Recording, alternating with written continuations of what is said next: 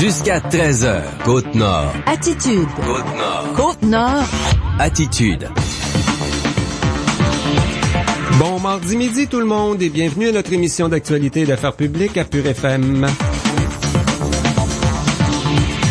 Mon nom est Jean Saint-Pierre et j'anime Côte-Nord Attitude. Le mardi et le jeudi, je co-anime avec le journaliste de Cogeco TV chez nous à Sept-Îles, Tommy Auger. Bonjour. Hey, bonjour Jean. Une bonne année 2017 à toi. Ben merci, puis je tiens à souhaiter une bonne année 2017 à tous nos auditeurs. De la santé, à part de ça, le reste, on s'en occupe. Oui, 2017 s'annonce bien. C'est 2016 qui a mal fini. Toi, t'étais pas trop sur le bord de la mer, hein. T'as déménagé dans la dernière année, mais pas sur le bord de la mer. Oh, j'étais pas plus sur le bord de la mer avant, mais non, ça a été un temps des fêtes assez occupé pour plusieurs riverains de la grande région de Sept-Îles et Port-Cartier. Et il y a des grands événements qui s'en viennent, tu le sais, au début de l'année, c'est toujours pareil, entre autres le Ciné 7, on va en parler demain sur nos ondes à Côte-Nord Attitude. Il y a une conférence de presse jeudi après-midi également pour annoncer les détails du 40e tournoi Ferro. Je pense qu'à Cogeco TV, d'habitude, vous êtes assez impliqués dans nos grands événements, hein? Toujours de très bons partenaires, que ce soit le Ciné 7 ou le Ferro, on sera encore là présent. Pour le Ciné 7, de la couverture, principalement avec notre émission Courant d'art, qui est notre émission culturelle. Pour ce qui est du Ferro, on couvre avec des captations de matchs, principalement les finales, souvent aussi le match d'ouverture. On a de la caméra libre, donc les gens à la maison là qui peuvent pas nécessairement toujours se déplacer peuvent regarder d'un petit coup d'œil qu'est-ce qui se passe à l'aréna. Donc on essaie de couvrir tous les événements ou le plus d'événements possible dans notre région. Ton émission Plus d'actualité, ça reprend ces jours-ci. T'as recommencé le travail cette semaine avec plein de tournages. Ah, puis même la semaine dernière, on s'était banqué des petites choses là, avant les fêtes, mais notre émission Connectée sur Sept-Îles et Port-Cartier est de retour à partir de demain 18h30 au 555 en HD. Ce midi à Côte-Nord Attitude, je suis très heureux de recevoir le couple qui relance la production et la mise en vente des Alouettes Johnny Stea. Je pense que ça va être très populaire à cette île. Là, on a eu du succès, beaucoup de partages. Pas juste on a à écrit cette ça île. Sur Facebook hier. Pas juste à cette île. C'est des charcuteries prisées des Sept-Îliens. Mais il y a des gens de cette île partout dans le monde maintenant. Je pense qu'elle va être obligée d'en envoyer jusqu'en Chine. Ah, peut-être. Ils seront avec nous, José Baudin et Mathieu Blouin de charcuterie Johnny Stea, c'est comme ça que va s'appeler l'entreprise. Ils n'ont pas racheté la petite boucherie là qu'il y avait sur la rue Brochu ou sur Napoléon, mais bien l'usine sur Maltais. On va distribuer tout ça, entre autres chez IGA, chez Provigo probablement, un peu partout dans les épiceries à Sept-Îles, mais on devra avoir un large réseau de distribution parce qu'on s'ennuie des Alouettes Johnny Stea. José Baudin et Mathieu Blouin seront avec nous dans quelques instants. Ensuite, vers midi 25, midi 30, on reçoit Edmond Michaud du Centre d'entraide Hommes Sept-Îles. On le sait qu'on a plusieurs services pour les hommes en détresse avec cette organisation-là ici à Sept-Îles. L'organisme ouvre aussi bientôt, là, ça se fait dans les prochains jours probablement, la nouvelle maison Jack Monologue pour les pères et les enfants. On le sait souvent après une rupture, hein, la madame garde la maison, le monsieur peut pas nécessairement assumer son droit de garde par les contacts avec les enfants. Ben là, c'est un service sur mesure pour ces gens-là. On va en parler avec Edmond Michaud vers 12h30. Également, Marie-Lou Vanier sera avec nous. Elle est toujours à l'emploi du Carrefour Jeunesse Emploi Duplessis et on parle du fameux concours des Dragons de Sept-Rivières. Il y a une série de rencontres cette semaine là, d'informations pour les gens qui auraient des projets de démarrage d'entreprise. C'est un Moses de beau tremplin là. On fait la promotion de la culture entrepreneuriale. On veut diversifier notre économie à Sept-Îles et Port-Cartier. On cherche donc des participants pour ce concours. On en parle avec Marie-Lou Vanier vers 12h40. Et en fin d'émission, on parle du musée régional, Tommy. Ben exactement, là, plusieurs sujets qui touchent le musée régional ou l'expertise du musée régional de la Côte-Nord. On commence avec une exposition qui débutera dans quelques semaines, donc le 18 janvier, le vernissage. C'est un sujet qui est toujours assez lourd, mais qui est important de se souvenir. L'Holocauste, en Europe dans les années 30 et 40. C'est une exposition qui nous est présentée en collaboration avec le Centre commémoratif de l'Holocauste à Montréal. C'est en 6 dates, donc on présente 6 dates clés de cet événement. On en parlera là, de voir c'est qui le public cible, c'est quoi les limites aussi là, de ce qu'on peut parler et montrer. On traitera également avec les 2 dernières tempêtes, ça a bougé beaucoup le sol, ça a bougé les berges.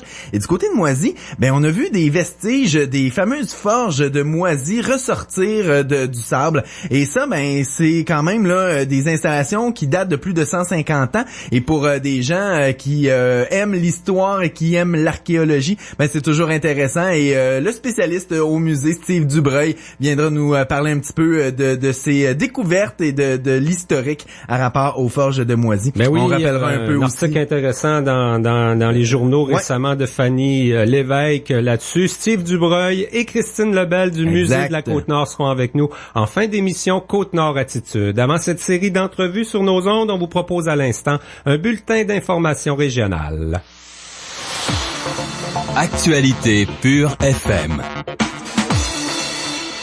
Ben d'abord, on a un petit problème dans les communautés de La Romaine, en Basse-Côte-Nord, une communauté isolée qui pourrait se retrouver sans électricité. La centrale thermique d'Hydro-Québec à La Romaine, en Basse-Côte, manque de carburant. Il y a un pétrolier qui se trouve au large, un pétrolier du groupe Dégagné, mais il est incapable d'accoster après plusieurs tentatives là sur le quai de la communauté Innu. On doit y livrer 2 millions de litres de diesel. C'est ce qui est nécessaire pour alimenter la centrale pendant l'hiver. On le sait, hein, quand on a construit la centrale du lac Robertson en Basse-Côte-Nord il y a quelques années, on n'a pas monté la ligne jusqu'à La Romaine. Là, c'est vraiment un isolat, La Romaine.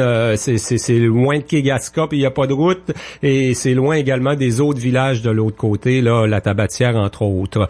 Un plus petit bateau est en route pour acheminer du carburant. En attendant, Hydro-Québec demande aux Inuits d'Unaman-Chipou et aux citoyens du village francophone de La Romaine de réduire au minimum la consommation d'électricité. Les résidents sont même invités à chauffer une seule pièce de leur maison à l'électricité, du moins quand on a un chauffage, un poêle à bois, tout est permis. Et on invite les gens aussi à consommer le moins d'eau chaude possible présentement. Hydro-Québec ne peut garantir de l'électricité que jusqu'au 15 janvier à La Romaine si aucun bateau ne livre du diesel. Je rappelle qu'on est en 2017, hein?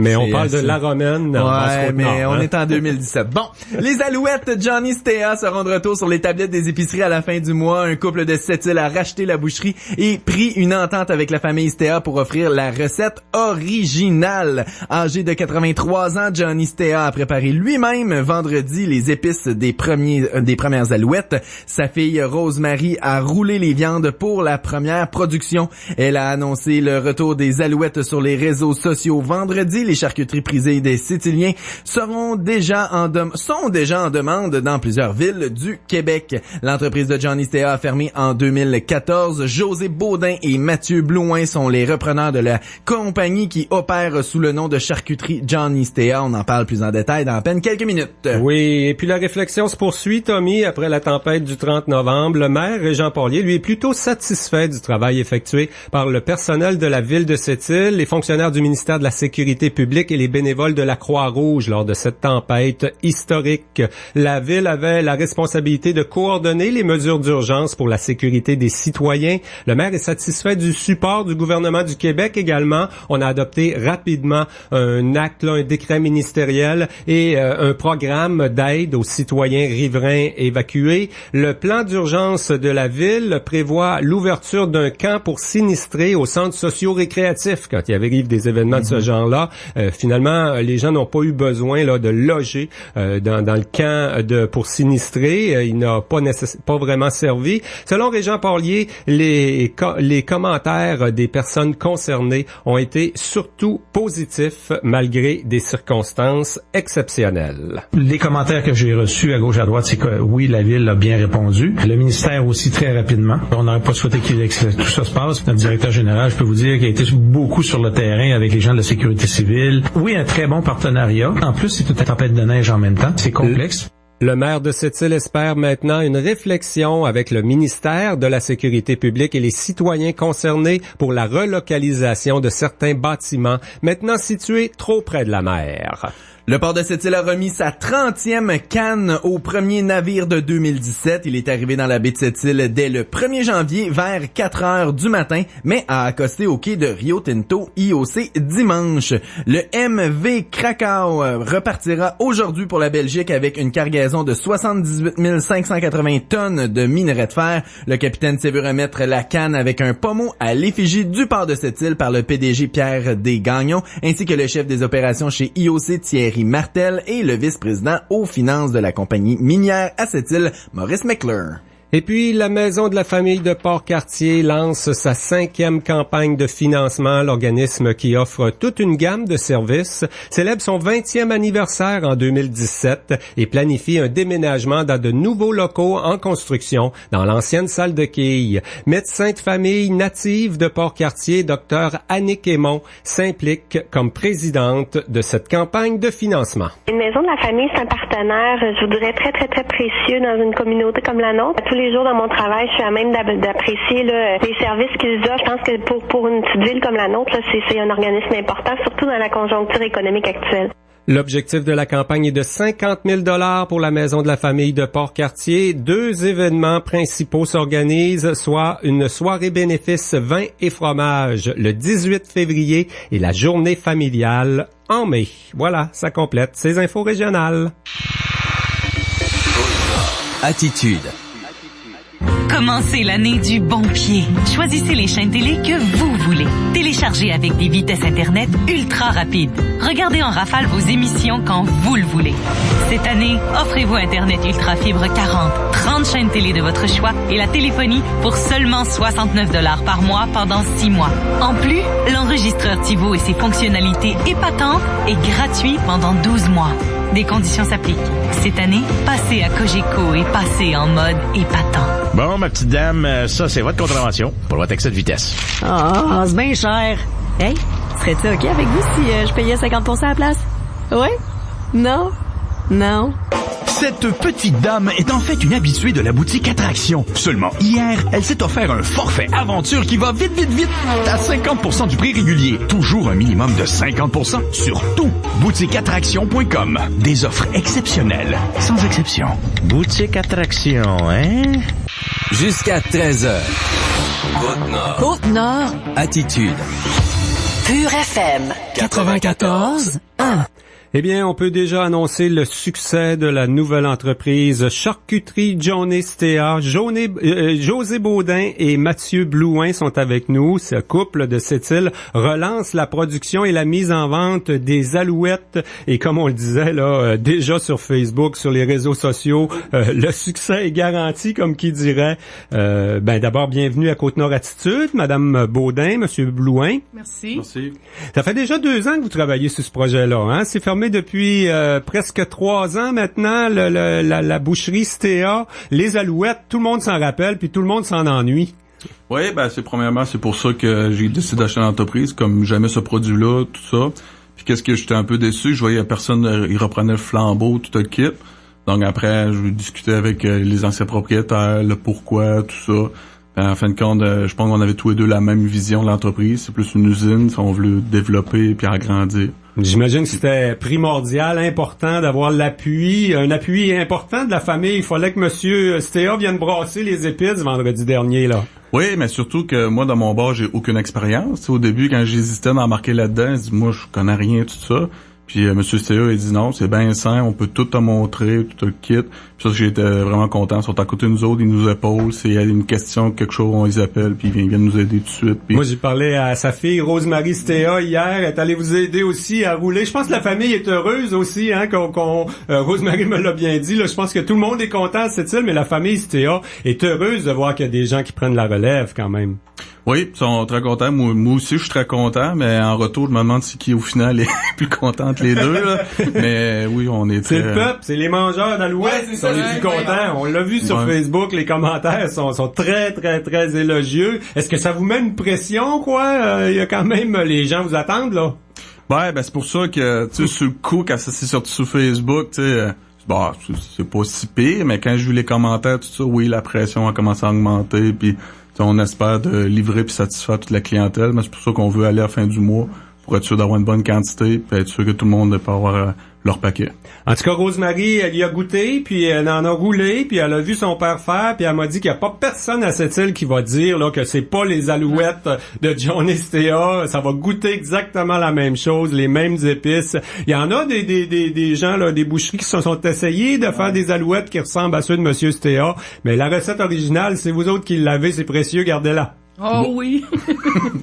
C'était important pour eux d'avoir cette même recette-là. C'était primordial parce que j'imagine de leur côté, on pouvait pas laisser juste ça aller avec le nom sans avoir la certitude que ça allait être les alouettes mythiques qu'on connaît ici. C'est ça, ouais. De quelle manière vous allez vous assurer qu'avec le temps, ça conserve le même goût?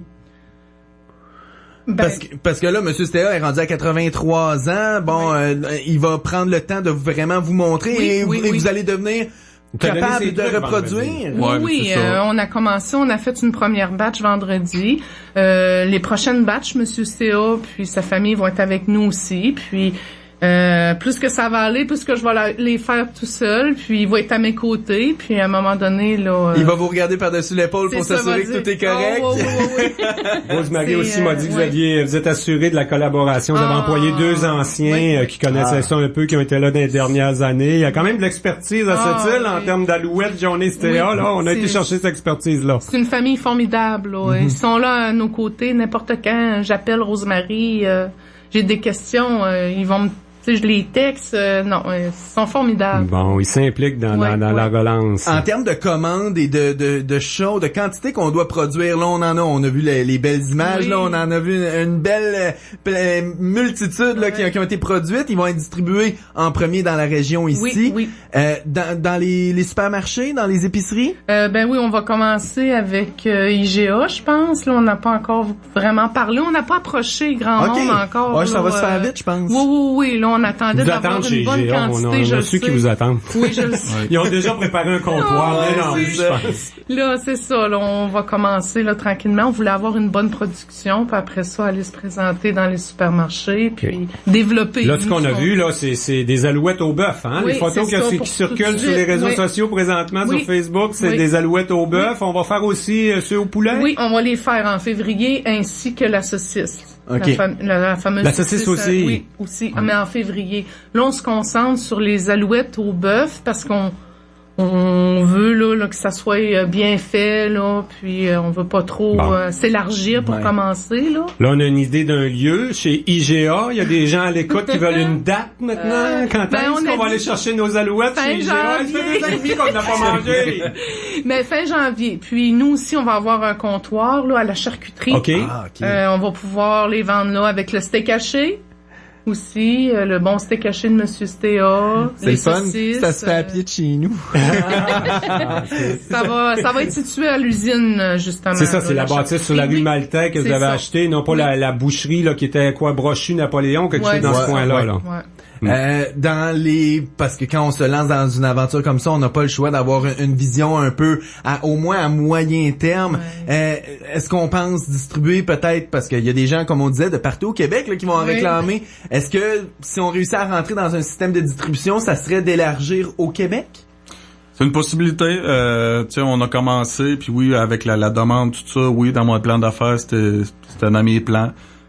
Chaque 2 ans, je vais repenser à mon plan d'affaires, on va remanier l'entreprise. Que je me rends compte qu'est-ce qui est dur cette île, on est loin, tout ça, c'est le petit côté transport négatif, mais regarde, on va se relever ses manches puis on va y arriver. Quand on veut, on peut. C'est ça. En même temps, il y a des types d'entreprises qu'on dirait c'est peut-être pas le meilleur moment pour démarrer à cette île. On vit encore un ralentissement en 2017, mais dans le cas des alouettes Johnny Stea, on n'est pas inquiète là. Non, on n'est pas inquiet. Parce que souvent on va couper ailleurs dans des extras, mais ça, de se faire des petites bouffes à la maison, c'est peut-être mieux que de se faire des sorties. Fait que les bonnes alouettes, c'est toujours plaisant dans le bedon. Ouais, même ceux qui malheureusement ont dû quitter cette île ou la région là dans les derniers mois, dans les dernières semaines. Ils vont les chercher un peu partout. Là. Ben, mais pour vous, vous misez sur cette entreprise-là, finalement. Vous avez laissé de côté d'autres choses. Je sais que José, je l'ai déjà vu avec la gang de la réserve navale. Je pense que Mathieu aussi, il est en partie à réserve navale. Mais là, votre temps plein, c'est maintenant charcuterie John Estea. C'est comme ça qu'on va appeler l'entreprise. Mathieu, lui, il continue à temps plein. C'est moi là qui est vraiment à fond là, dans l'usine, dans l'entreprise. Là. Lui, il va gérer le côt gestion puis finance. Un peu plus bureau. C'est ça. C'est ça, on travaille temps partiel pour l'entreprise. Ouais, temps partiel. Temps partiel du reste du temps qui nous reste, hein. C'est ça. La dernière fois que j'ai allé dans l'usine de la rue Maltais, c'était notre ami Jonathan qui est du NPD qui avait son local de campagne électorale. Ben on avait tout ce qu'il faut pour reprendre la production, ça n'a pas été trop compliqué. Comment les équipements étaient là? Tout était là, comme je vous dis, on a été bien épaulés. Tout était là. Mais tout, M. Stea, il a tout payé, tous ses équipements, il a tout resté ça comme c'était pour être sûr qu'un jour ça reprend. Même ses permis, tout ça, il a tout le temps payé, même si c'était... Parce qu'il y a eu des discussions avec d'autres, je pense, d'autres qui étaient déjà dans le domaine là, de la production alimentaire à cette île. C'est vous autres qui avez eu le privilège, on peut dire ça comme ça, d'avoir une entente gagnante avec M. Stea, ça prenait ça? Je peux pas dire le privilège, peut-être la confiance. Moi, je dirais plus la confiance. Ils ont vu peut-être qu'on était un couple sérieux, puis qu'on voulait s'impliquer, puis qu'on avait la même vision qu'eux, qu'on voulait développer, puis tu sais, pour pas que ça s'arrête là non plus. Là, c'est un produit du terroir aussi. Là, tu sais, c'est. Il faut pas que ça s'éteigne. Là. Je pense c'est plus un lien de confiance qui s'est créé durant les 2 dernières années. Hein, Mathieu? Oui, mais surtout moi. Comme dans mon travail, je peux être aller travailler à l'extérieur, tout ça, mais où je voulais avoir mon pied à terre à cette île, tout ça. Puis c'est pour ça peut-être que M. Stea, on avait la même vision. Cette île, puis que j'allais pas ailleurs, puis que j'allais développer cette île, puis ça cherchait le récit, tout ça. Puis... Ouais, il a gardé tout un attachement à son entreprise, à la ville de cette île. Il est resté ici, il est ici depuis les années 50, M. Stea.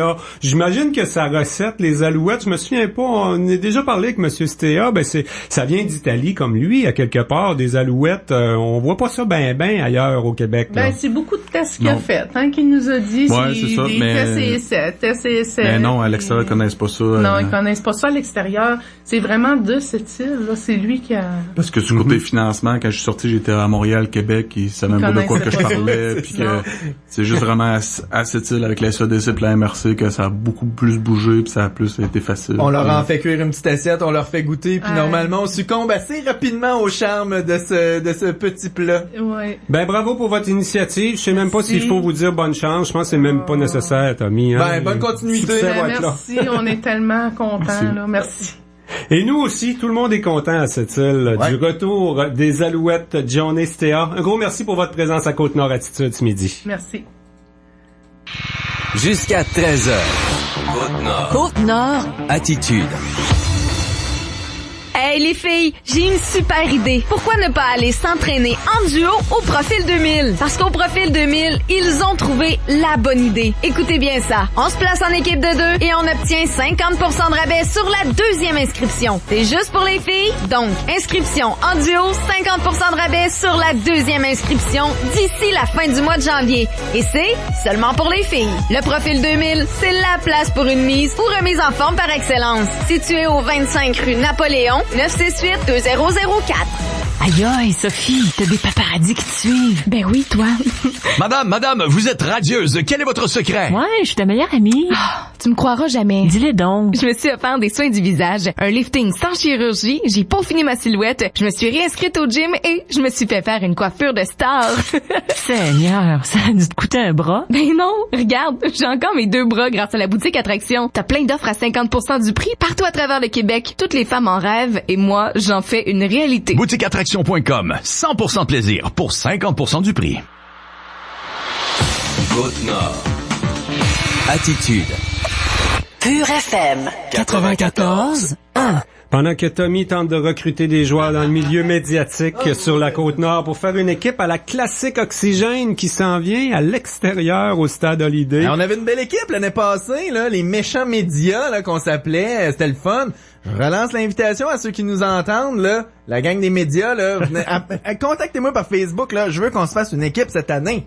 On va en parler de la classique Oxygène, mais on va surtout parler des hommes ce midi. On est 4 gars en studio, là. C'est le temps de parler de la détresse des hommes. Je pense qu'en janvier, souvent, après les fêtes comme ça, là, des fois, ça nous pèse un peu, nos petits problèmes de gars. Puis les gars, on a un mauvais réflexe, c'est qu'on consulte pas. On attend d'être rendu dans le fond du baril, là, avant d'aller voir les services, d'aller vers des services. Edmond Michaud est coordonnateur de l'organisme Hommes Sept-Îles, le centre d'entraide Hommes Sept-Îles. Frédéric Tétrault est intervenant. Bonjour, messieurs. Bonjour. Salut. Effectivement, Edmond, la détresse des hommes, des fois, on va vous voir chez Hommes Sept-Îles quand on est rendu, on devrait peut-être y aller un petit peu avant, là. Éducation traditionnelle oblige, là. C'est ça, on se sent plus homme si on endure puis on se débrouille tout seul, mais c'est ça. Une ressource pour hommes, ben c'est là pour... C'est là pour prévenir plutôt que guérir. C'est là pour qu'on puisse avoir un endroit où on se sent à l'aise de parler un petit peu plus à l'avance qu'à l'habitude. Quand même des centres d'entraide comme Hommes Sept-Îles. Il y a aussi un organisme à Port-Cartier, parce qu'il y a des gens à l'écoute à Port-Cartier, c'est bien de le mentionner. Mais c'est quand même assez rare au Québec. On offre toute une gamme de services ici pour les hommes, là. C'est diversifié. On s'adresse aux hommes en détresse en général, mais il y a aussi d'autres choses qui peuvent toucher les gars, hein? Oui, ben... Dont un tournoi de hockey. dont un tournoi de hockey. Puis hébergement père-enfant aussi, évidemment. Chez Hommes Sept-Îles, c'est tout nouveau, tout beau. Puis ça va ouvrir dans les prochains jours, prochaines semaines. Puis le tournoi, ça s'en vient vite aussi. 20 janvier, veux-tu y aller avec les dates? Dans le fond, la classique Oxygène, la 4e édition. 4e édition, ça se passe aussi le 4 février 2017. Donc, c'est un tournoi qui marche super bien chaque année, une super belle journée. Ça se passe au Stade de l'Idée toute la journée. Donc, c'est en formule pond hockey. Donc, qu'est-ce que c'est du pond hockey pour ceux qui sont pas familiers? Donc, c'est un tournoi, pas de gardien de but. C'est un style de jeu, pas de gardien de but. C'est des petits filets sur le sol, sur la glace. Ça se passe sur la largeur de la patinoire. Donc, on invite... les inscriptions sont en cours en ce moment. Puis on a des tarifs préférentiels là, au 20 janvier pour s'inscrire à $160 au lieu de $200. Donc c'est des équipes de 6. On invite tous les joueurs de hockey, peu importe le calibre. Là, on a une classe participation, une classe compétition. Fait que tout le monde peut trouver son compte. Puis les filles aussi, hein. On a déjà vu une équipe de filles, puis des équipes mixtes, ça peut se faire, là. C'est intéressant aussi, surtout dans dans la compétition, on le sait, là, ça prend des bons joueurs. L'année passée, là, j'ai vu, là, faut avoir des bonnes mains puis un bon coup de patin, même si les glaces sont petites, là, ça joue très fort. Mais dans la participation, on est là pour avoir du plaisir, là. Donc, oui, exactement. Donc, c'est vraiment ouvert à tous, là. C'est vraiment la camaraderie, là, qui prime sur la compétition, là, si on veut. C'est sûr qu'on, la plupart du temps, on est tous des fiers compétiteurs. Donc, rendu sur la glace, on se donne. Mais sinon, là, pour les inscriptions, comme je disais, on peut se rendre directement au 893 Brochu, les nouveaux bureaux d'Hommes Sept-Îles pour se procurer les inscriptions. Sinon, chez Hockey Expert aussi, on a laissé quelques inscriptions là. C'est notre commanditaire majeur encore cette année. On les remercie. Puis sinon, sur le site internet d'Hommes Sept-Îles aussi, en format numérique, on peut se procurer des inscriptions. Donc, tardez pas, ça se remplit assez vite. Puis c'est jusqu'au 20 janvier pour les inscriptions à prix préférentiel, à tarif préférentiel. Sinon, les inscriptions se finissent le 31 janvier pour se laisser un petit lousse pour faire les horaires. Donc, tardez pas, faites vos équipes de 6 joueurs. C'est particulier comme tournoi, hein? On s'est bien équipé il y a quelques années. Je pense qu'on avait emprunté l'idée à mon chum Denis Beaulieu qui était chercher ça quelque part à Beauport, là, mais les petits buts, c'est spécial. Les petites bandes aussi, là, quand même. C'est un tournoi spécial pour les amateurs de hockey, mais pour les autres aussi, là, même pour les spectateurs. Exact. Donc, ça rend tout plus accessible un peu. Donc, c'est vraiment ouvert à monsieur, madame, tout le monde. Pour des gens qui veulent se donner une petite idée, là, allez sur notre site, là, kogecotv.com dans la section Sept-Îles, là, et dans l'engin de recherche, le tapé classique Oxygène. J'avais fait là des images, des reportages là il y a 2 ans, je crois, de ça, avec des super de belles images. Allez voir une petite idée là de comment c'est organisé. Là, il y a 3 glaces sur la glace extérieure. Puis je pense que vous avez commandé du beau temps, hein. C'est ça que vous avez demandé pour Noël. Les chapelets sont sans corde à linge, mon ami. On a commandé la même chose que les 3 dernières années. Puis si la tendance se maintient, on va avoir ce qu'on a demandé. Jamais 304, comme on dit. Yes. Et puis, t'as parlé tantôt de vos nouveaux nouveaux locaux sur la rue Brochu. On est habitué d'aller vous voir à la maison communautaire, au Moxie sur Dequin. Là, on est bien installé, hein? Vous avez une bonne entente avec l'OMH pour vous relocaliser en incluant le nouveau service d'hébergement. C'est ça, fait que les services réguliers d'intervention individuelle de Homme Sept-Îles là, sont maintenant dans le même immeuble là, que notre service d'hébergement père-enfant. Donc c'est le 893 Brochu. C'est là que les bureaux d'Homme Sept-Îles sont rendus. Puis depuis qu'on est là, je vous dirais que on avait une petite crainte là, la transition va-tu bien se faire, est-ce que les hommes vont suivre, mais on est agréablement surpris de voir que ça a peut-être moussé un peu la demande d'aide. Fait que c'est un bon mot. Peut-être que le côté confidentiel est mieux perçu là, du fait qu'on est à part là. On n'est pas si reculé que ça, mais on a constaté là que ça. C'est plus de se rendre comme si on allait chez un chum, aller jaser avec un chum, vu que c'est plus dans un style de maison. Ben c'est exactement ces mots-là qu'on a entendus de la part des hommes qui se prévalent de nos services. Là, ça fait plus maison, ça fait plus chaud, ça fait plus chaleureux. Fait que on s'est dit, OK, c'est mieux pour la bonne chose à faire. C'est un gros plus pour les familles de cette île aussi, je dirais, là, votre nouveau service. La classique s'appelle Oxygène parce qu'au Québec, il y a un réseau de maisons Oxygène. Nous autres, on va l'appeler la maison Jack Monologue, avec le consentement de Gilles Vigneault, bien sûr. Mais c'est ça le service pour père et enfant. Entre autres, après la rupture, souvent le gars, il perd la maison puis il peut perdre le contact avec ses enfants s'il n'y a pas d'endroit pour les recevoir. Hébergement temporaire, on parle des périodes de transition où il peut y avoir situation là, de vulnérabilité, soit financière ou émotionnelle et conjugale pour ces hommes pères-là. Donc, hébergement où l'homme viendrait habiter avec ses enfants pendant que il fait des démarches pour soit obtenir une partie de la garde, une garde partagée ou maintenir finalement le lien qu'il y a avec les enfants, parce que c'est une période fragile au niveau de la paternité quand il y a une séparation. Plus longtemps les pères attendent pour développer le lien avec les enfants, plus difficile ça devient dans le temps. Donc un service comme ça, ben ça a fait ses preuves ailleurs. On trouvait ça très pertinent de le faire à cette île, puis c'est lancé. Hey, c'est rassurant, Tommy. Moi, mes enfants vont avoir 30 ans bientôt.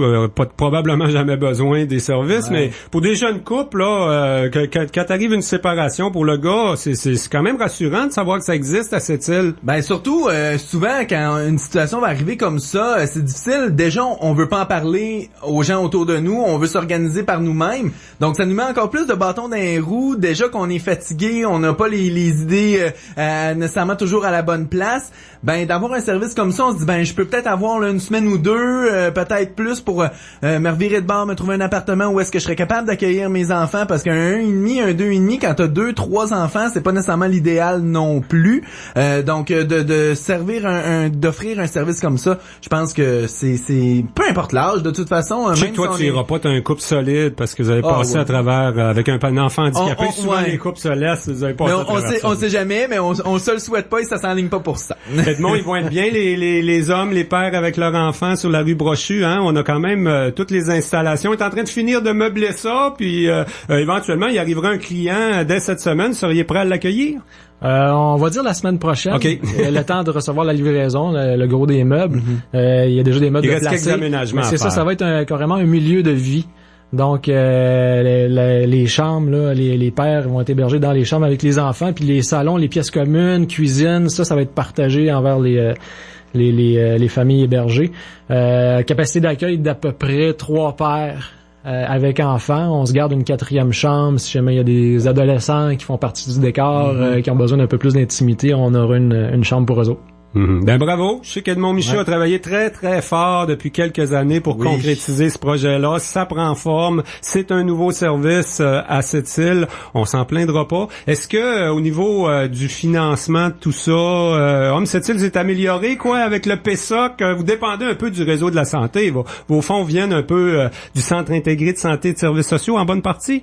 Oui, ben c'est le gros du financement récurrent. On sait qu'avec le plan d'action, là, ministère de la Santé, en réalité masculine, santé et bien-être des hommes, on attend plus de détails pour le printemps, mais on se croise les doigts. On espère qu'il y ait quelque chose de relié à l'hébergement pour père avec enfant. c'est en discussion en ce moment, c'est ce qu'on entend. Ça pourrait être lié à ça.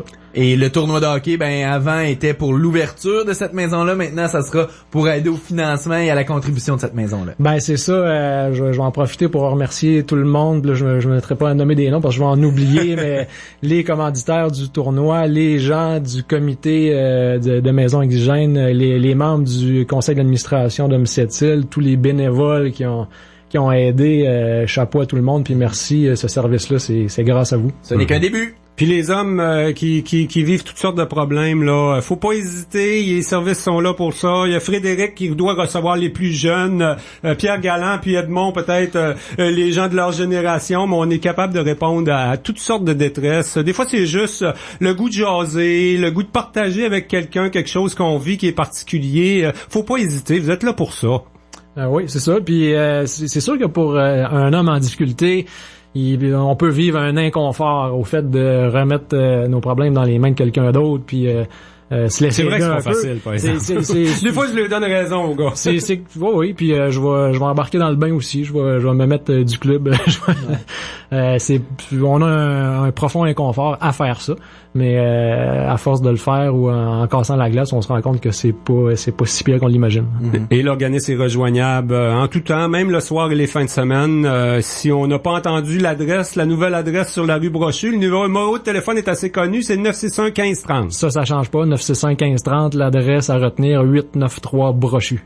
Eh ben, longue vie à Homme Cette-Île et à son nouveau service Maison Oxygène ou Jack Maloney, finalement. On va l'appeler Jack Monologue, quoi. Monologue. Maison Oxygène, Jack Monologue. Excellent. C'est le nom. Et effectivement, vous avez contacté M. Vigneault pour prendre le nom de sa chanson, non? Oui, tout à fait. L'autorisation est en règle. Puis on voulait un nom qui sonnait nord-côtier, local, reconnaissable partout. Fait que... Je trouve que c'est un très beau nom, ça va marquer l'image comme c'est la déjà chanson. Affiché sur la façade. Ah, génial. Un gros merci Edmond Michaud, Frédéric Tétrault pour votre passage à Côte-Nord Attitude, nous parler du centre d'entraide Homme Cette-Île, de la classique Oxygène et de la nouvelle maison Jack Monologue. Grand merci à vous. Attitude. La compilation. Salut, c'est David. Du lundi au vendredi, dès 18h, je vous invite à un voyage dans le temps musical à Pure FM avec la compilation. Parce que commencer la soirée avec ça. Ou bien ça. Ça me semble que ça fait du bien. Commencez vos soirées de semaine du bon pied avec la compilation dès 18h. Pure FM 94.1. Eh bien, dans quelques instants, on reçoit Marie-Lou Vanier du Carrefour Jeunesse Emploi. Il y a le concours des Dragons de Cette-Rivière qui s'en vient, va nous en parler. De Nashville À la Côte-Nord. Bonjour, ici Jean-Jacques Commune. Ici Julie Derèche. Bonjour, ici Ronald Poirier, le cowboy des îles. Ici Patrick Normand. Bonjour, ici Herman Deb. Ici Dani Darèche. C'est un rendez-vous 94 ans, ce samedi 17h. Pure FM 94.1. jusqu'à 13h. Côte-Nord. Côte-Nord. Attitude. Pure FM 94.1.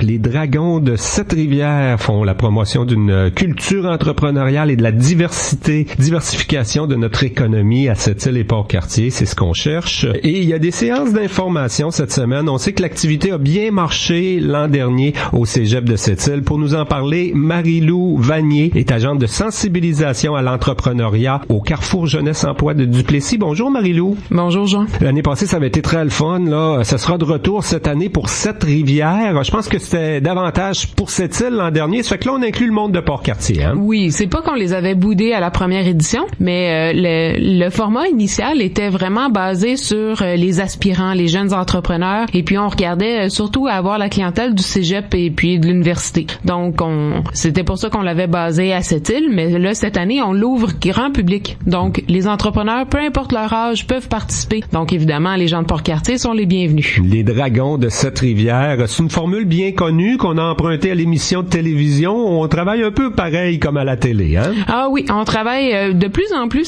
ça ressemble à la télévision. Pourquoi? Parce que maintenant, mes Dragons, ont beaucoup plus d'intérêt, pas qu'il n'y en avait pas l'année passée, là, loin de là, mais cette année, justement, sont plus les vedettes de ce concours-ci cette année. Ils se sont mis de l'avant, se sont impliqués dans le comité d'organisation aussi, donc on fait savoir qu'ils voulaient avoir des projets de qualité. Ceux de l'an dernier, on en entend encore parler, hein, quand même. L'événement a été un succès du côté du Cégep de Sept-Îles. On espère renouveler cette année, mais vraiment avec des nouveaux projets. On les a suivis quand même, ceux de l'an dernier, entre autres la Patte Complice, qui était la grande gagnante de 2 prix. Elle est encore en affaires et ça marche bien, ces affaires aussi. Oui, dans le fond, ça s'est diversifié pour elle. Ce qu'elle proposait, là, dans le fond, au concours l'année passée, c'était un camp d'été pour les jeunes. Et puis, ce camp-là a bel et bien eu lieu. Et non seulement ça, Hélène est maintenant un de mes dragons. C'est un de mes dragons au niveau scolaire parce qu'on a un nouveau volet cette année. On rejoint les jeunes du secondaire, autant dans les écoles de Sept-Îles, de Port-Cartier et aussi de la communauté Innu.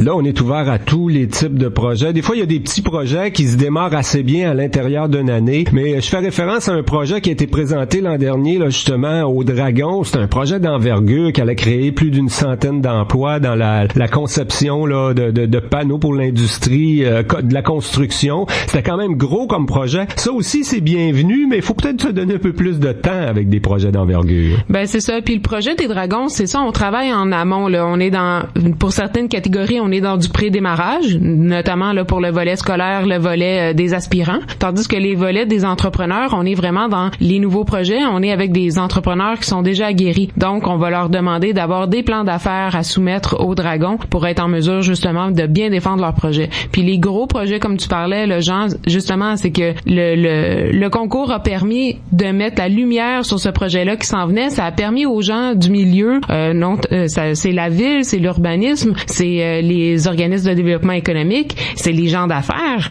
qui ont vu ce projet-là arriver, puis maintenant qu'ils se mobilisent, qu'ils vont l'aider. Ça va faire en sorte que ça va se développer peut-être beaucoup plus vite que le promoteur l'imaginait au départ. Mon co-animateur Tommy Auger et moi, on avait assisté l'an dernier. Moi, j'avais été impressionné quand même par le travail du jury, surtout par la pertinence des gens qu'on avait choisis, parce que c'est vraiment des gens du milieu économique là, bien établis, qui ont leur propre entreprise ou qui sont à l'emploi d'institutions financières quand même. On va garder les mêmes jurys? Ah oui, parce que on leur a demandé assez rapidement est-ce que c'était une expérience qui vous tentait. La soirée était pas terminée, que tous avaient confirmé leur présence et effectivement, ils sont tous de retour pour cette année. On a maintenant monsieur Bernard Hébert aussi de PCR+, qui représente justement le volet Port-Cartois.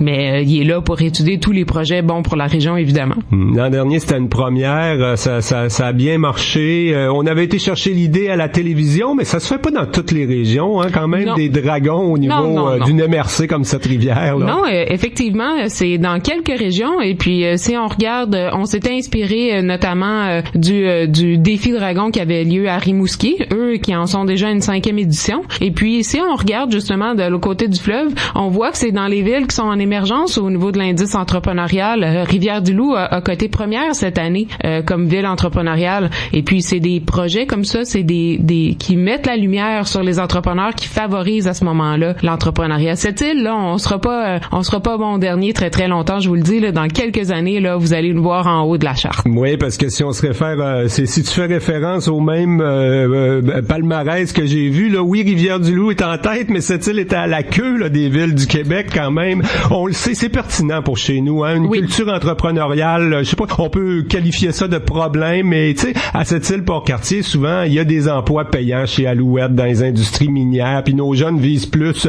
ces bons salaires-là que de se donner le trouble de partir une entreprise. Là. Puis on demande pas non plus à toute la population de se partir une entreprise, loin de là. Mais ce qu'on veut faire, c'est de réaliser que oui, on en a des entrepreneurs ici qui travaillent fort, qui se démènent, et puis qu'on veut les encourager. Donc c'est pas juste une question d'achat local, c'est de la solidarité, puis d'aider les gens qui se partent, puis de les appuyer, puis une bonne tape dans le dos, parce que souvent, quand on fait ça un peu tout seul. Et puis le concours, ben ça vient leur donner une tape dans le dos, puis leur dire oui, ton idée est bonne, puis on t'encourage, puis continue. Oui, on est loin d'être à la dernière minute, là, Marie-Lou, aujourd'hui, pour en parler, parce que l'événement va avoir lieu le 16 mars. On a le temps de se préparer. Puis on a aussi l'encadrement pour le faire. Là. Cette semaine, il y a des séances d'information. Du côté de Sept-Îles, cette semaine, le 12 et le 16 janvier. Et du côté de Port-Cartier, le 18 janvier. Alors, les gens vraiment intéressés, là, vont avoir toute l'information ces soirées-là. Ah oui, tout à fait. Donc, à la SADC, ça, c'est jeudi de cette semaine. On se rencontre à 19h. Lundi prochain, on fait ça à Développement économique Sept-Îles à 5h. Et puis, Port-Cartier, je vous rencontre sur l'heure du dîner au restaurant souvent les chutes.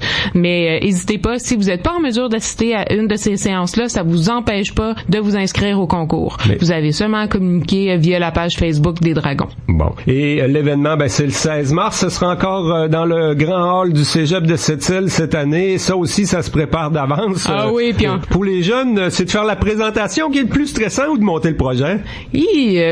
J'espère pour eux que c'est de faire leur projet, parce que la présentation, il faut vraiment que ce soit quelque chose de naturel. Puis on est là à présenter son projet.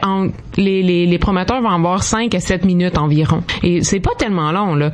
Et puis, c'est juste pour dire, on est là, on existe, voici notre beau projet sur lequel on a tant travaillé. Et Carrefour Jeunesse Emploi, vous êtes un peu le leader dans ce dossier-là des Dragons de Sept-Rivières, mais il y a quand même plusieurs partenaires, des organismes de développement économique. Tu as mentionné la SADC, Développement économique Sept-Îles, la Corporation de Port-Cartier et d'autres partenaires. Notamment la Chambre de commerce de Sept-Îles qui nous aide beaucoup dans la promotion de l'événement puis l'organisation logistique. Et puis aussi, on a Isabelle Ross qui est un de mes dragons, mais qui participe activement sur le comité d'organisation pour nous ramener son œil d'entrepreneur et puis nous ramener aux vraies affaires quand on arrive pour prendre des décisions. C'est un moyen, ce concours, les Dragons de Sept-Rivières. Maintenant, l'objectif, c'est de développer la culture entrepreneuriale, de créer des nouvelles entreprises qui vont venir diversifier notre économie. Les gens qui seraient intéressés justement à travailler dans ce sens-là, sans nécessairement participer au concours, il y a d'autres aussi organisations. Toi, tu es responsable du mentorat. Il y a plein de trucs pour aider les gens quand même. Il y a une table aussi pour la diversification de l'économie. On travaille à tout ça au Carrefour Jeunesse. Le Carrefour est impliqué effectivement sur plusieurs dossiers qui touchent à la culture entrepreneuriale. Ça, c'est vraiment notre créneau. On est avec les jeunes et puis on est à la base dans la sensibilisation, la diffusion et puis on vous donne un coup de pouce pour aller plus loin. Et bien sûr, si on veut participer au concours Dragons Sept-Rivières ou obtenir l'information, il y a des séances d'information, tu l'as mentionné, le 12 janvier, 16 janvier du côté de Sept-Îles, le 18 sur l'heure du midi à Port-Cartier. Sinon, on peut vous contacter au Carrefour Jeunesse Emploi. Vous êtes facile à rejoindre. C'est assez facile à rejoindre. Vous laissez un message sans problème, un courriel ou encore, comme je vous dis, la page Facebook. Dans le fond, c'est seulement de signifier j'ai le goût de participer. C'est aussi simple que ça pour entrer puis commencer le processus. Parce que quand vient le temps de déposer les projets, on vous prend en charge à Développement économique Sept-Îles, Port-Cartier et puis avec la SADC. C'est là, on travaille ensemble à développer le projet, le dépôt. Eh bien, Marie-Lou Vanier, agente de sensibilisation à l'entrepreneuriat jeunesse à notre Carrefour Jeunesse Emploi de Duplessis. Un gros merci pour ta présence à la radio ce midi et bon succès au concours des Dragons Sept-Rivières cette année. Merci beaucoup. Côte-Nord. Attitude. Je suis le super-héros de la boutique attraction. Non, ça manque de conviction. Je suis le super-héros de la boutique attraction.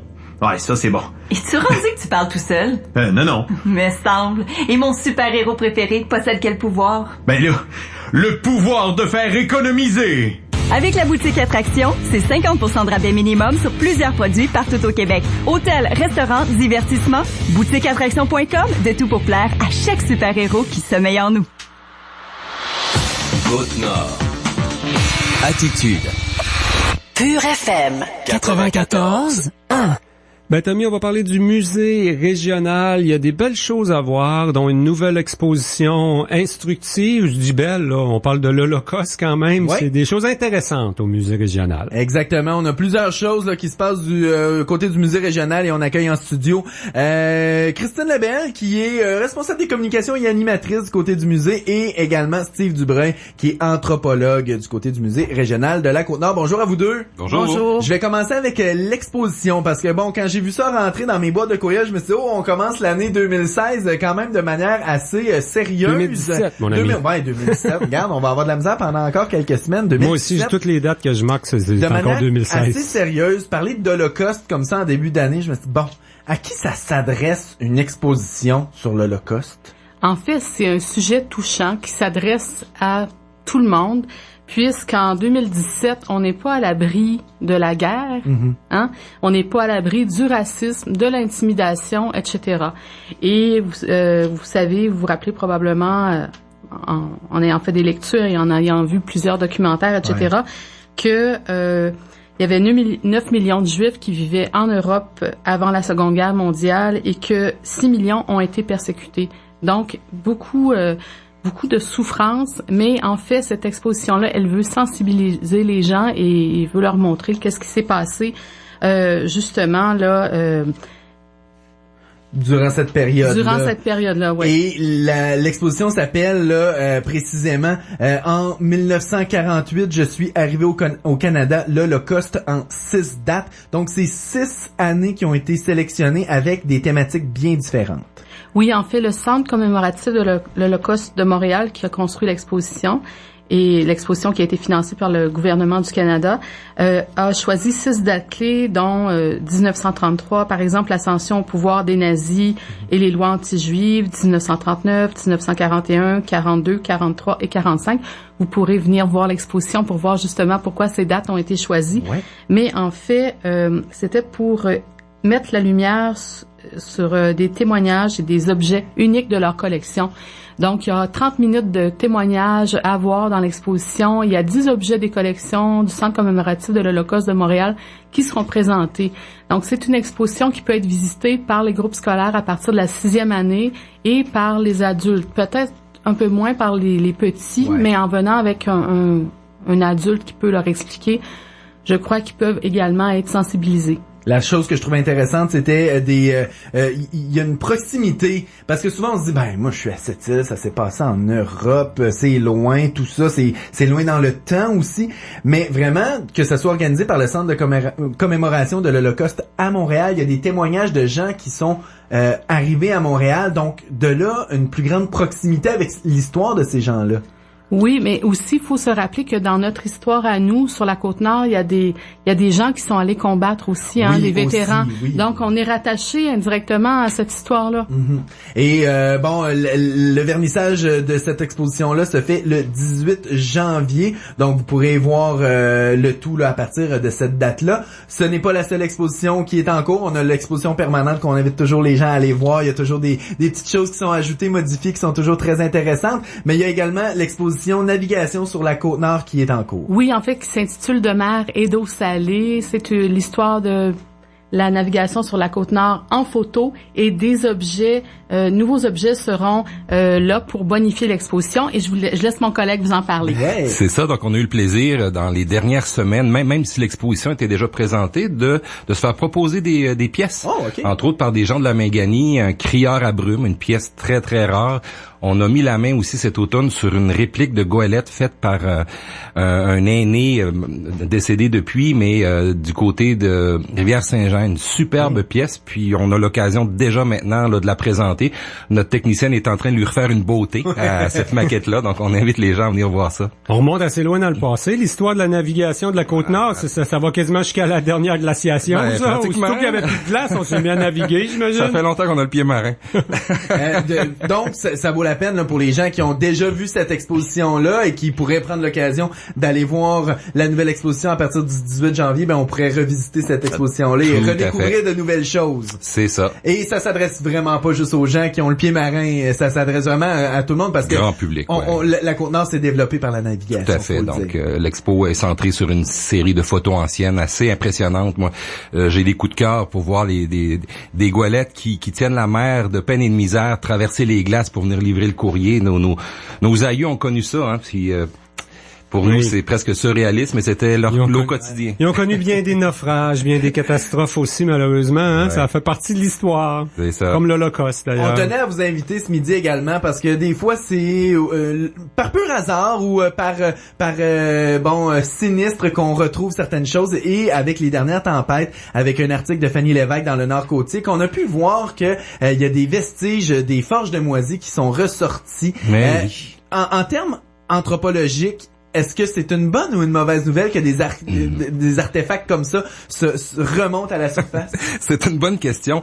C'est pas un secret que l'érosion des berges dont souffre l'Est du Québec détruit des sites. Bon, on parle de patrimoine, donc c'est beaucoup plus critique quand on parle de gens qui au quotidien perdent des biens immobiliers. Mais effectivement, l'archéologie aussi se fait révéler par des tempêtes comme celle-là. Le cas des forges de moisie est intéressant important parce que c'est un chapitre unique dans l'histoire nord-côtière, mais même dans le portrait québécois.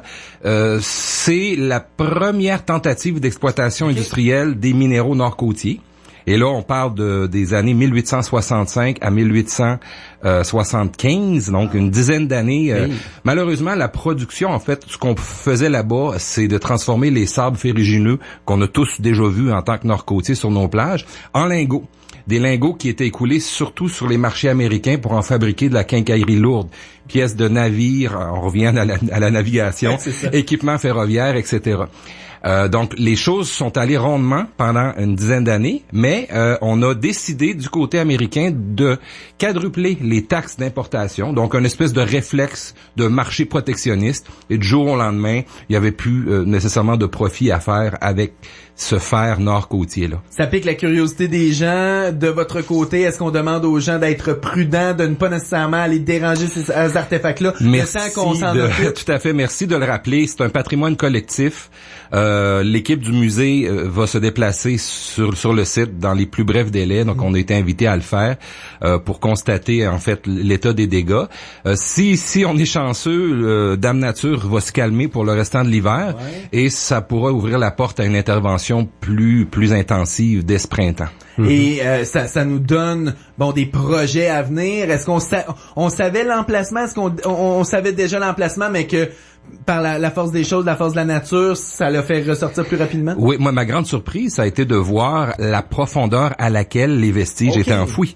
C'est fabuleux. On parle de 4 à 5 mètres d'accumulation de sable. Donc, mais ça marche comme ça, toi qui es anthropologue, là. En général, les affaires du passé, ça se ramasse en dessous de 4-5 pieds en profondeur, mais on parle d'un secteur très critique. Oui, ben c'est ça. On connaît les grands deltas de nos rivières, la Moisie, la Natashquan, la Sainte-Marguerite et compagnie. Donc, c'est une façon finalement habituelle qu'on remarque sur la protection des sites. Donc le sable va s'accumuler, puis de temps en temps, une tragédie comme celle qu'on a connue le 30 décembre va révéler une partie des vestiges. Pour répondre à ta question, Tommy, on se doutait bien qu'il y avait des ruines sur place. Mais à ce point-là, ça c'est peut-être la grande surprise. Donc on rappelle aux gens là, de faire preuve de prudence dans ce secteur-là, de ne pas aller déranger les artefacts qui sont en place, de laisser les gens du musée et les gens compétents aller faire leur travail. Vous aurez l'occasion là, de voir et de pouvoir profiter de ces souvenirs-là de notre histoire lorsque le travail aura été effectué par les gens du musée. Christine, je voulais terminer en rappelant que vous êtes ouvert cet hiver. Ça faisait quelques années là, que dû à différentes circonstances, vous étiez fermé durant cette période-ci de l'année. On hibernait. Oui, c'est ça, exactement. Mais là, vous êtes bien ouvert et bien en vie. Donc, peut-être nous rappeler là, vos horaires d'ouverture. Alors, l'horaire d'ouverture du Musée régional de la Côte-Nord et de la boutique au Muse. Donc, c'est du mardi au jeudi de 10h à midi, 13h à 17h. Le vendredi, 10h à 17h sans interruption. Les samedis, dimanches, de 13h à 17h. Et le lundi, on fait relâche pour la population, mais nous, on travaille fort. Et donc c'est ça, le lundi c'est fermé au public. Ils sont pas juste ouverts, ils sont dynamiques et impliqués. Oui. Il y a entre autres le Festival des Hivernants où ton boss est impliqué l'année passée. Là, ça s'organise encore. Il va y avoir une deuxième édition du Festival des Hivernants en collaboration avec Tourisme Sept-Îles, bien sûr. Oui, deuxième édition. Donc Tourisme Sept-Îles, l'équipe du Musée régional de la Côte-Nord ont la main à la pâte en ce moment là. Pour mettre en place des activités, également panache art actuel. Et puis également, faut pas oublier, dans le cadre du Festival du film, Kino Sept-Îles qui s'associe encore une fois avec les gens de Ciné7 et les gens de Regard sur le court-métrage du Saguenay pour vous proposer une soirée fort intéressante le 21 janvier à 19h30. Donc, préparez vos kinos. Et on aura les détails demain pour le Ciné7 qui ont une conférence de presse. Ils seront sans doute à notre émission demain midi. Visitez leur page Facebook là, du Musée régional de la Côte-Nord et également le site Internet qui est extrêmement bien fait pour plus d'informations, pour prendre contact avec eux. Et pour ce qui est du Festival des Hivernants, moi, ce que j'ai trouvé génial l'an dernier, c'est qu'on rendait accessible en plein hiver le vieux poste. C'est magnifique l'hiver. On va le voir tout le temps l'été, mais c'est beau l'hiver. L'année passée, en tout cas là, avec la quantité de neige qu'on a, je sais pas si ça va vous poser des problèmes. Le mur de neige, on en a, mais à Santica pour faire le mur de neige. On vous promet qu'il n'y aura pas de moustiques non plus à ce moment-là. OK, c'est déjà ça. Hey, merci à Christine Lebel et Steve Dubreuil du Musée régional. Merci beaucoup. Merci à vous. Merci. Ben voilà, ça complète cette émission Côte-Nord Attitude. Tommy Auger, un gros merci pour ta participation. Avec plaisir. Demain, c'est Valérie Dionne qui sera avec moi et jeudi, tu seras de retour pour compléter la semaine. Nos entrevues de Côte-Nord Attitude seront disponibles aussi, comme c'était le cas là l'automne dernier. Donc, sur le site Internet, il y aura un lien et vous pourrez réentendre certaines entrevues que vous avez manquées. Si vous avez manqué celle d'aujourd'hui avec le couple qui relance les Alouettes, John et Stéa, ben on pourra l'entendre cette semaine. Merci, au revoir.